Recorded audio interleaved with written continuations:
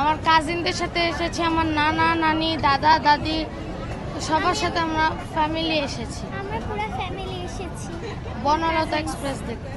শরীফুল রাজা অভিনয় ভালো লেগেছে, সাবিলা নূর ভালো লেগেছে, আর চঞ্চল চৌধুরী মুশারফ ওনাদের কথা তো আসলে মানে বলে শেষ করা যাবে না। ওনারা তো অসাধারণ অভিনয় সবসময় করে এসেছেন, তো ভালো। আমার আসলে এভাবে মুভি দেখা হয় নাই, আমি দেশেই থাকি না।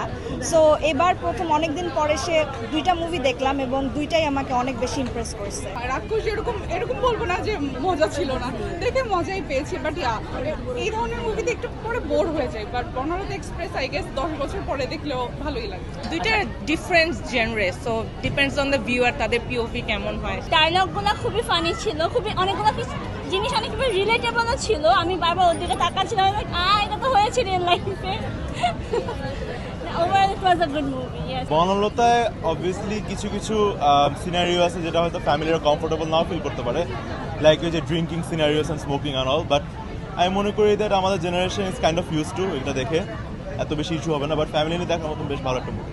আমি আমার প্যারেন্টসকে নিয়ে আসবো দেখতে, এটা আমি জানি।